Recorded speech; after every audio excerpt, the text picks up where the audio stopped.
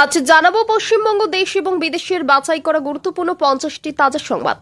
আপনি যদি চ্যানেলে নতুন হয়ে থাকেন তাহলে অবশ্যই চ্যানেলটি সাবস্ক্রাইব করুন, কারণ প্রতিদিনের সেরা খবর আপনার হাতের মুঠোয় পৌঁছে দিতে আমরা আছি সদা প্রস্তুত।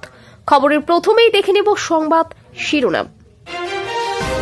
বাংলায় সবথেকে বড় চোরের নাম মমতা ব্যানার্জি, বিস্ফোরক দাবি প্রাক্তন তৃণমূল নেত্রী সোনালী গুহের। দ্বিতীয়াহ বিপর্যয়, দক্ষিণ উপকূলে ঘূর্ণিঝড়, তামিলনাড়ু অন্ধ্রপ্রদেশে মহাপ্রলয়ের সতর্কতা। ঘূর্ণিঝড় দেতুয়া উপকূলের খুব কাছাকাছি, অতি ভারী বৃষ্টি পূর্বাভাস, ভিন রাজ্যগুলিতে বাংলা বিপদের আশঙ্কা কতটা। দিল্লি গিয়ে এসআইআর বন্ধ করার দাবি, তৃণমূলের প্রতিনিধি দলকে কেন চরম কটাক্ষ করলেন বিজেপি সাংসদ সুকান্ত। নন্দীগ্রামে বাংলাদেশি রোহিঙ্গাদের চরম বার্তা দিলেন শুভেন্দু, দেখুন কি বলছেন। গান পয়েন্টে রেখে ভুয়ো নাম আপলোড করতে বাধ্য করা হচ্ছে, বিস্ফোরক অভিযোগে বোমা ফাটালেন শ্রমিক। 12 ঘন্টার বেশি সময় নিখোঁজ, বর্ধমানের তৃণমূল নেতার দেহ মিলল পুকুরে, খুন নাকি অন্য কিছু। রাষ্ট্রপতি শাসন জারি করে এসআইআর ও ভোটের পক্ষে সুকান্ত, এত মৃত্যুর দায় কার? পাল্টা প্রশ্ন তৃণমূলের। কমিশনের অযোগ্যতা প্রকাশ পেল বলছে সিপিএম। 6 ডিসেম্বর বাবরি মসজিদে শিলান্যাসের সিদ্ধান্ত হুমায়ুনের, কি প্রতিক্রিয়া শুভেন্দুর। এসআইআর নিয়ে কমিশন খেলছে, 7 দিন সময় বাড়াতেই এক আসনে তৃণমূল সিপিএম, পাল্টা যুক্তি বিজেপির। বিজেপি নেতারা চায় বলে তৃণমূল সরকার আছে। বাংলা বাঁচাও যাত্রার শুরুতেই আক্রমণে মীনাক্ষী। ধর্মের জন্য বেঁচে থাকে, এবার পাকিস্তান দাবি করবে। সিদ্দিকুল্লাহ চৌধুরীকে নজিরবিহীন আক্রমণ করলেন সুকান্ত মজুমদার। এসআইআর প্রক্রিয়া ও বাবরি বিতর্কে মন্তব্য করলেন কেন্দ্রীয় মন্ত্রী সুকান্ত মজুমদার। সরকারকে খেসারত দিতে হবে, ভোট বাক্সে প্রভাব পড়বে। ওয়াকফ নিয়ে উলট পুরাণে দলকে বিঁধলেন হুমায়ুন। পুলিশের পরীক্ষায় একটাও চাকরি হবে না, কেন এই কথা বললেন শুভেন্দু। ফেব্রুয়ারির দ্বিতীয় সপ্তাহে ভোট ঘোষণা হবে। রাজ্য পুলিশের পরীক্ষা নিয়ে মন্তব্য করতে গিয়ে ভোটের দিনক্ষণ ফাঁস করলেন শুভেন্দু অধিকারী। ওয়াকফ হার রাজ্যে, মুসলিমরা রেগে যাবেন না তো। বহরমপুরে 2 মহিলা পৌর কর্মীকে হেনস্থার অভিযোগ, হস্তক্ষেপ চেয়ে মুখ্যমন্ত্রীকে চিঠি অধীরের। সোমে শুরু শীতকালীন অধিবেশন, সকাল 10টায় সাংবাদিকদের সঙ্গে সাক্ষাৎ মোদির। দলের পথ গেলেও ছাড়ব না, বাবরি মসজিদ নির্মাণের দাবিতে অনড় টিএমসি বিধায়ক হুমায়ুন কবির। পিছিয়ে গেল খসড়া ভোটার তালিকা প্রকাশের দিনক্ষণ, বিজ্ঞপ্তি প্রকাশ করে আর কি জানালো কমিশন। বিএলও ও ইআরওদের বর্ধিত ভাতা আটকে রাখার অভিযোগ কমিশনের, এবার পাল্টা আক্রমণ অভিষেকের, কি লিখলেন এক্স পোস্টে। 500 মহিলা জড়ো করা হয়েছে, ফলতায় কমিশনের টিমের উপর হামলায় আশঙ্কা শুভেন্দুর। ওর উপমুখ্যমন্ত্রী হওয়ার খুব শখ, নন্দীগ্রামে নাকি লড়বেন অভিষেক, দাবি সুকান্তর। 21 ডিসেম্বর থেকেই আলাদা, দলকে চরম অস্বস্তিতে ফেলে বিস্ফোরক মন্তব্য ভরতপুরে তৃণমূল বিধায়ক হুমায়ুন কবিরের। আর বকেয়া 2 লক্ষ কোটি টাকা দিন, বিএলওদের বেতন নিয়ে কমিশনের অভিযোগে পাল্টা দিলেন পার্থ ভৌমিক। প্রয়াগরাজের চার্চে তুলকালাম, টাকা ও চাকরির টোপে ধর্মান্তর, পাদুরিকে ঘিরে বিশ্ব হিন্দু পরিষদের কর্মীদের তীব্র বিক্ষোভ। এসআইআর হচ্ছে নির্বাচন কমিশনের আদেশ, তৃণমূলের কাজ সহযোগিতা আর বিজেপির রেফারি। নন্দীগ্রাম থেকে শুভেন্দুর বিস্ফোরক মন্তব্য। নিখোঁজ বিজেপি বিধায়ক, থানায় গিয়ে মিসিং ডায়েরি করলেন কাজল। মালদায় মার খেয়ে হাসপাতালে বিএলও, কাঠগড়ায় তৃণমূলের গুন্ডা বাহিনী। এসআইআর এর কাজ শেষ, তবু কেন সিইও দফতরের বাইরে বিক্ষোভে এই 2 বিএলও, কি দাবি তাদের।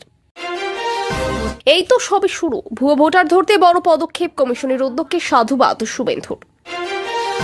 কমিশন ছেড়ে খেলা করছে, এসআইআর এর 7 দিন সময় বাড়ানো নিয়ে শুরু রাজনৈতিক জলঘোলা।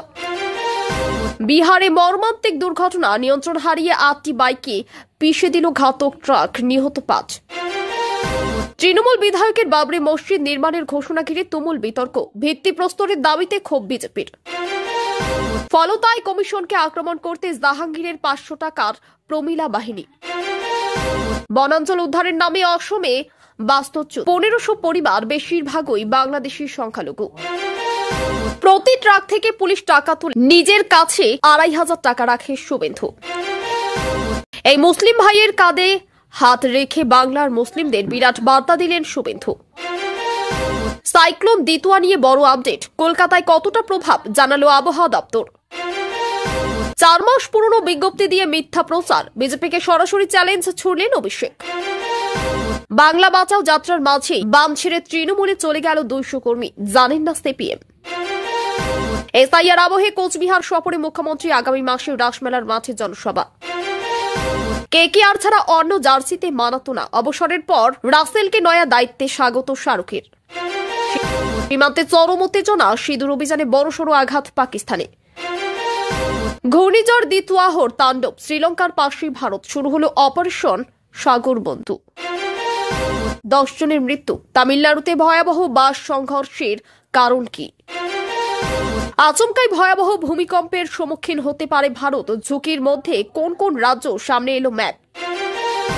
তামিলনাড়ু উপকূলের খুব কাছে ঘূর্ণিঝড় দিতওয়াহ, প্রবল বৃষ্টিতে বাতিল 54টি ফ্লাইট।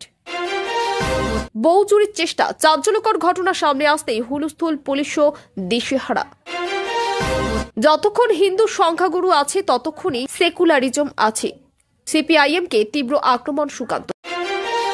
24 ঘন্টায় 7টি বিস্ফোরণে কাঁপলেও বেলুচিস্তান, উলো কোয়েটা রেল লাইন। নির্দিষ্ট করিডোরের বাইরে হাতি, মালগাড়ির ধাক্কায় মৃত্যু দাতালের। পুষ্যে ঘূর্ণিঝড় দিতওয়াহ, তামিলনাড়ুতে 3 জনের প্রাণহানি, 234টি বাড়ি ক্ষতিগ্রস্ত। নন্দীগ্রাম থেকে শুভেন্দুর চরম হুঁশিয়ারি, যতদিন বাংলায় আছি রোহিঙ্গা তাড়াবই, এসআইআর নিয়ে মমতাকে তীব্র আক্রমণ। চমক দেখাবে কেকেআর, নিলামে এই 5 খেলোয়াড়কে কেনার জন্য খরচ করতে প্রস্তুত কোটি কোটি টাকা। বাস দুর্ঘটনা, মুখোমুখি 2টি বাসের সংঘর্ষে মৃত 7, আহত 40। ইমরান বেঁচে আছেন, কিন্তু বিস্ফোরক দাবি তারই দলের নেতার। প্রয়াত সিপিএম নেতার বাড়ির মাঠে ঘুরতেই উদ্ধার খুলি হারমাদদের কলঙ্কিত ইতিহাস, তোপ বিধায়কের। 12 বলে 50, 32 বলে সেঞ্চুরি, বাংলার বিরুদ্ধে দুরন্ত ইনিংস ক্যাপ্টেন অভিষেক শর্মার। বুকে পেটে গুলি, মৃত্যুর মুখ থেকে হাওড়ার গুলিবিদ্ধ তৃণমূল নেতাকে ফেরালো এসএসকেএম। টাকা দিলেই চাকরি, আগে থেকে পুলিশের পরীক্ষার প্রশ্ন হাতে তুলে দেওয়ার প্রতিশ্রুতি, গ্রেপ্তার সিভিক ভলান্টিয়ার। এতক্ষণ শুনছিলাম সংবাদ শিরোনাম, এবার আসছি খবরের বিস্তারিত। এর আগে একটি ছোট্ট রিকোয়েস্ট, আপনি যদি এই চ্যানেলে নতুন হয়ে থাকেন তাহলে অবশ্যই চ্যানেলটি সাবস্ক্রাইব করুন। ঘূর্ণিঝড় দিতওয়া দক্ষিণ ভারত জুড়ে ভয়াবহ পরিস্থিতি সৃষ্টি করেছে। তামিলনাড়ুর বিভিন্ন জেলায় প্রবল ঝোড়ো হাওয়া ও ভারী বৃষ্টিতে 3 জনের মৃত্যু হয়েছে। রাজ্য প্রশাসনের দেওয়া তথ্য অনুযায়ী অন্তত 234টি বাড়ি ক্ষতিগ্রস্ত হয়েছে, কোথাও ছাদ উড়ে গেছে, কোথাও বাড়ির দেওয়াল ভেঙে পড়েছে। বহু এলাকায় বিদ্যুৎ সংযোগ বিচ্ছিন্ন, রাস্তাঘাট জলমগ্ন হয়ে পড়েছে, গাছপালা উপড়েছে। উদ্ধার কাজে দমকল, পুলিশ ও দুর্যোগ মোকাবিলা বাহিনী তৎপর হয়েছে। সমুদ্রে ঢেউয়ের উচ্চতা বাড়ায় মৎস্যজীবীদের গভীর সমুদ্রে না যাওয়ার নির্দেশ দেওয়া হয়েছে। তামিলনাড়ুর মুখ্যমন্ত্রী সব জেলার প্রশাসনকে সতর্ক থাকতে বলেছেন। প্রাক্তন তৃণমূল নেত্রী সোনালী গুহ বিস্ফোরক দাবি করেছেন বাংলায় সবচেয়ে বড় চোরের নাম মমতা ব্যানার্জি। তার বক্তব্যে রাজনৈতিক মহলে তোলপাড় ফেলে দিয়েছে। তিনি অভিযোগ করেন, তৃণমূল ক্ষমতায় আসার পর সরকারি প্রকল্প থেকে শুরু করে উন্নয়ন তহবিল সব জায়গায় ব্যাপক দুর্নীতি হয়েছে এবং সে বিষয়ে মুখ্যমন্ত্রী সব জানেন। সোনালী গুহ দাবি করেন, দলের ভেতরে সৎ লোকেদের জায়গা নেই, দুর্নীতিবাজরাই পুরস্কৃত হয়েছেন। তৃণমূল অবশ্য বলেছে সোনালী গুহ এখন বিজেপির ঘনিষ্ঠ, তাই রাজনৈতিক স্বার্থে এমন মন্তব্য করেছেন। বিতর্ক সোশ্যাল মিডিয়াতে আগুনের মতো ছড়িয়ে পড়েছে।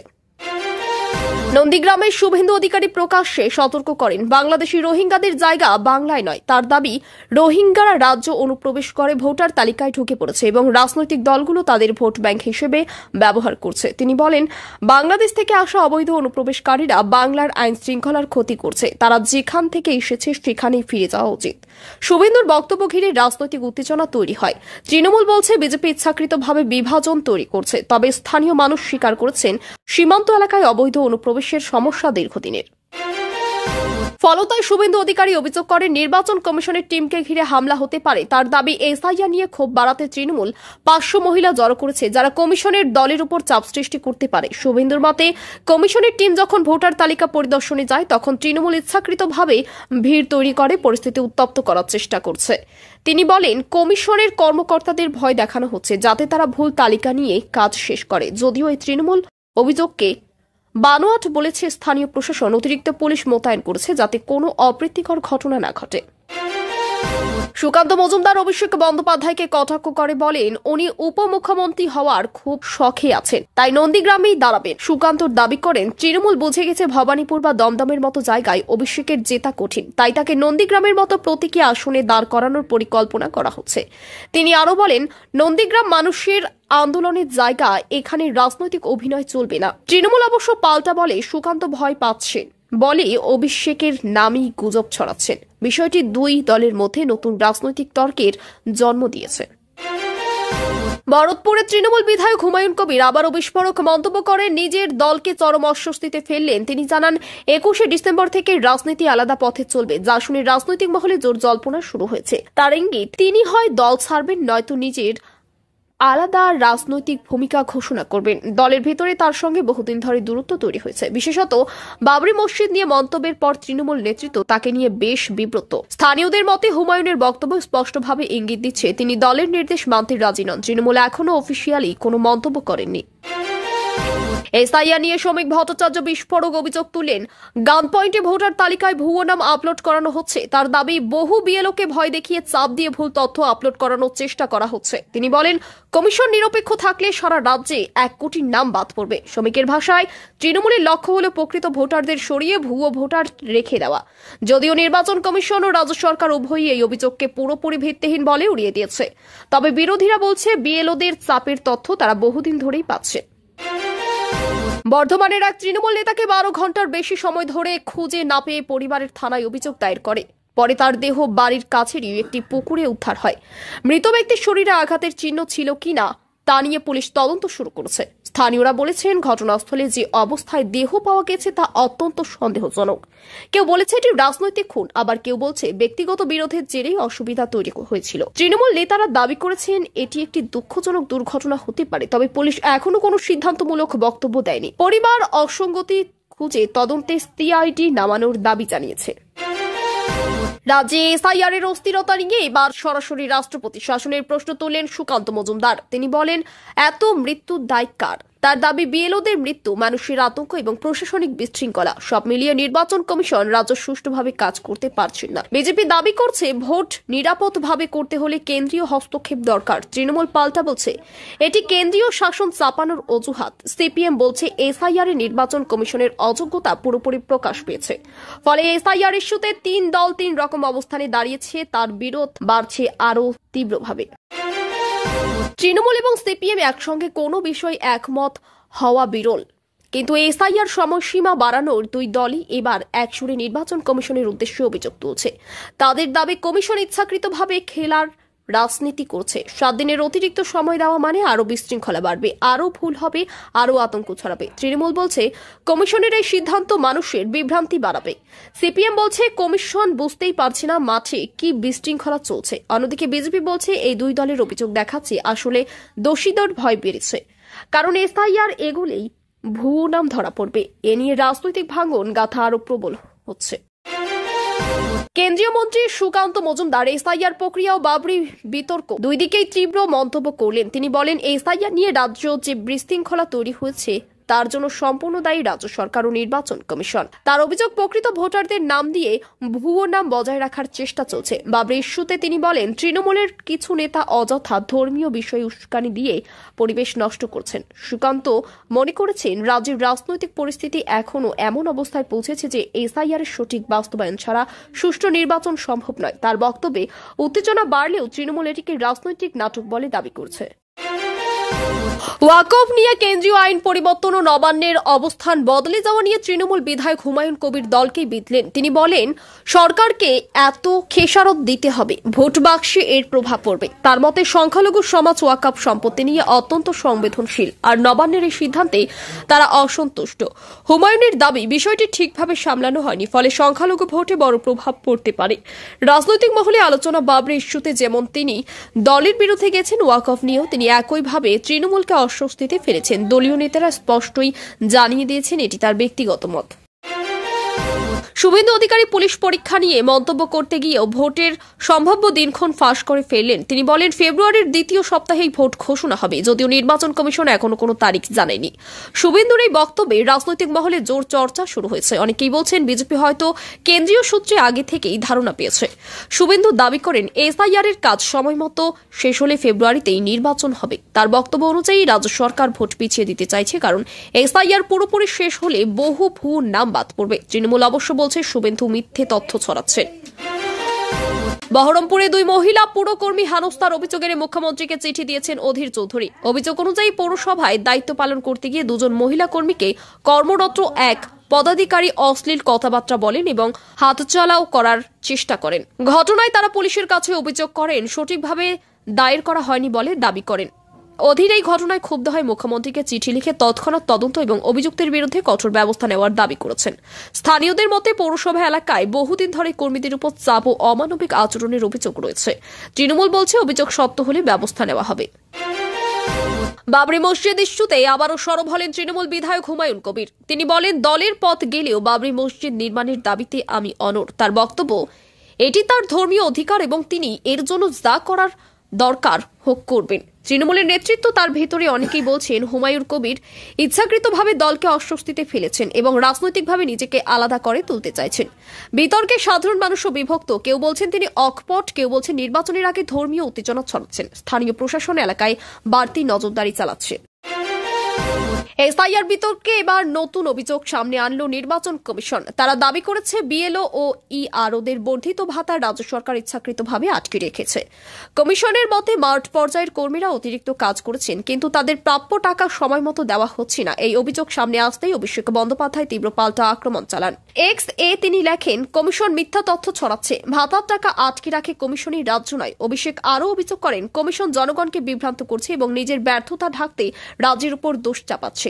তৃণমূলের মতে কমিশন এসআইআরকে ঘিরে অযথা আতঙ্ক তৈরি করে রাজনৈতিক খেলা খেলছে। শুভেন্দু অধিকারী অভিযোগ করেন, রাজ্য পুলিশের একাংশ ট্রাক চলাচল নিয়ন্ত্রণের নামে নিয়মিত টাকা তোলে। তার দাবি, প্রতিটি ট্রাক থেকে পুলিশ 2500 টাকা পর্যন্ত নিজের কাছে রেখে দেয়, বাকি টাকার ভাগ যায় উপরের বিভিন্ন স্তরে। তিনি বলেন, এই টাকা তোলার সিন্ডিকেটেই রাজ্যের প্রশাসন চলছে। শুভেন্দুর বক্তব্য অনুযায়ী রাতের বেলা জাতীয় সড়ক এবং রাজ্য সড়কে পুলিশের চেকপোস্টগুলিতে এই চাঁদাবাজ বেশি হয়। তৃণমূল অবশ্য পাল্টা দাবি করে, শুভেন্দু প্রমাণ ছাড়া শুধুই কুৎসা ছড়াচ্ছেন। তবে পরিবহন মহলের একাংশ স্বীকার করে, ট্রাক মালিকরা মাঝে মাঝে এমন সমস্যার মুখোমুখি হন। একটি রাজনৈতিক সভায় শুভেন্দু অধিকারী এক মুসলিম যুবকের কাঁধে হাত রেখে বার্তা দেন, বাংলার মুসলিম ভাইয়েরা ভয় পাবেন না, আমি সবার পাশে আছি। তার এই বক্তব্যের উদ্দেশ্য ছিল তৃণমূলের দাবি খণ্ডন করে যে বিজেপি মুসলিম বিরোধী। শুভেন্দু বলেন, বাংলার মুসলিমরা শান্তি চান, উন্নয়ন চান, কিন্তু তৃণমূল তাদের ভয় দেখিয়ে বন্দী করে রেখেছে। তিনি দাবি করেন, তৃণমূলের মিথ্যা প্রচারেই কারণে সংখ্যালঘুরা বিজেপির বিরুদ্ধে ভুল ধারণা পোষণ করেন। শুভেন্দুর এই ভিজুয়াল বার্তা সোশ্যাল মিডিয়ায় ছড়িয়ে পড়ে এবং রাজনৈতিক মহলে চর্চার কেন্দ্রবিন্দু হয়ে ওঠে। তামিলনাড়ুতে ভয়াবহ বাস সংঘর্ষে 10 জনের মৃত্যু হয়েছে। 2টি দ্রুতগতির বাস মুখোমুখি ধাক্কা খেলে ঘটনাস্থলে বহু মানুষ প্রাণ হারান। প্রত্যক্ষদর্শীদের মতে একটি বাসের চালক নিয়ন্ত্রণ হারিয়ে অন্য লেনের দিকে ঢুকে পড়ায় দুর্ঘটনা ঘটে। সংঘর্ষ এতটাই জোরালো ছিল যে বাসের সামনের অংশ সম্পূর্ণ চূর্ণ হয়ে যায়। আহতদের মধ্যে অনেকের অবস্থা আশঙ্কাজনক। পুলিশ জানিয়েছে, অতিরিক্ত গতি এবং রাস্তার ভেজা অংশ দুর্ঘটনার প্রধান কারণ। রাজ্য সরকার মৃতদের পরিবারকে ক্ষতিপূরণের ঘোষণা করেছে। দুর্ঘটনাটি আবারও প্রমাণ করল দক্ষিণ ভারতে রাতের বেলার বাস চলাচলে অতিরিক্ত গতি কতটা বিপজ্জনক। সুকান্ত মজুমদার কড়া ভাষায় আক্রমণ করে বলেন, যতক্ষণ হিন্দু সংখ্যাগুরু আছে ততক্ষণই সেকুলারিজম আছে। তার বক্তব্য, ভারতের সেকুলার কাঠামোকে সবসময় হিন্দু সমাজ ধরে রেখেছে, কিন্তু সিপিআই এর মতো দল ধর্মনিরপেক্ষতার নামে আসলে এক পেশি রাজনীতি চালায়। তিনি অভিযোগ করেন, সিপিআই সবসময় মুসলিম এপিয়াসমেন্ট এ বিশ্বাসী, কিন্তু হিন্দু সমাজের কথা বলে না। তার এই বক্তব্যে বিজেপি সমর্থকরা উচ্ছ্বসিত হলেও বিরোধীরা বলছে, সুকান্ত ইচ্ছাকৃত ধর্মীয় মেরুকরণ বাড়াতে চাইছেন। রাজনৈতিক মহলে তার মন্তব্য নিয়ে তুমুল বিতর্ক চলছে। পাকিস্তানের বেলুচিস্তান প্রদেশে 24 ঘন্টার মধ্যে 7টি ধারাবাহিক বিস্ফোরণ ঘটে। এলাকা তীব্র আতঙ্কে কেঁপে ওঠে। কোয়েটা সহ বিভিন্ন এলাকায় টার্গেট করে এই বিস্ফোরণ ঘটানো হয়, যার মধ্যে সবচেয়ে বড় ক্ষতি হয় রেল লাইন উড়ে যাওয়ায়। বিস্ফোরণের কারণে ট্রেন চলাচল বন্ধ হয়ে যায় এবং বহু যাত্রী মাঝপথে আটকে পড়েন।